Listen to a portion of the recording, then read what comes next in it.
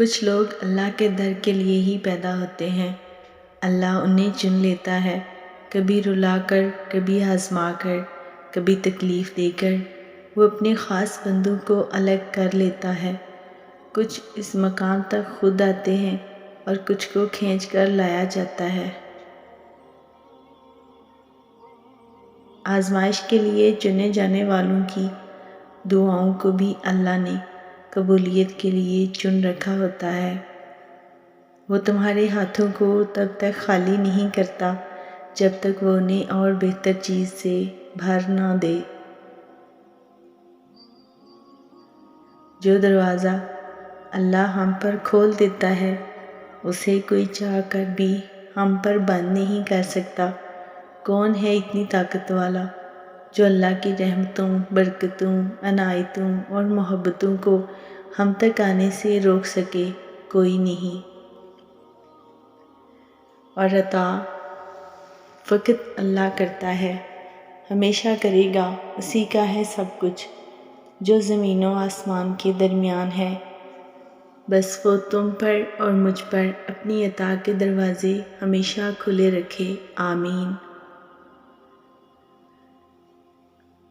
قرآن مجید میں جتنی بھی قوموں کی تباہی کا ذکر ہے، ان میں سے ایک بھی قوم کی تباہی کی وجہ روزہ، حج، زکوٰۃ چھوڑنا نہ تھی، بلکہ کم تولنا، رشوت خوری، جھوٹ بولنا، انصاف نہ کرنا، کسی کا حق کھانا، ملاوٹ کرنا اور کسی کا ناحق قتل کرنا تھا۔ اگر سادہ الفاظ میں کہیں تو معاملہ حقوق العباد کا تھا۔ اللہ دولت اسے بھی دیتا ہے جسے وہ پسند نہیں کرتا، لیکن دین کی دولت اسے دیتا ہے جس سے اللہ تعالیٰ محبت کرتا ہے۔ جب بھی اداس ہونے لگو تو خود کو یہ یاد دلایا کرو کہ جس نے مشکل دی ہے اس نے مدد کا بھی وعدہ کر رکھا ہے۔ وہ آزماتا اسی چیز سے ہے جو تمہیں بے حد پیاری ہوتی ہے، تاکہ اس چیز کے ملنے کی تڑپ تمہیں اللہ پاک سے ملوا دے۔ اپنے اندر پرندے کی طرح عاجزی پیدا کرو جو آسمان کی بلندیوں کو چھو کر بھی گردن جھکا کر رکھتا ہے، اور بے شک عاجزی اللہ تعالیٰ کو پسند ہے۔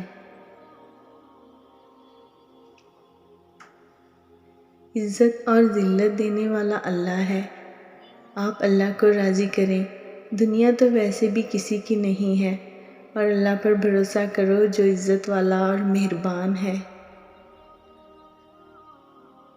ایک باپ کے لیے بچے کی تربیت کے لیے بہترین کام بچے کی ماں سے حسن سلوک ہے۔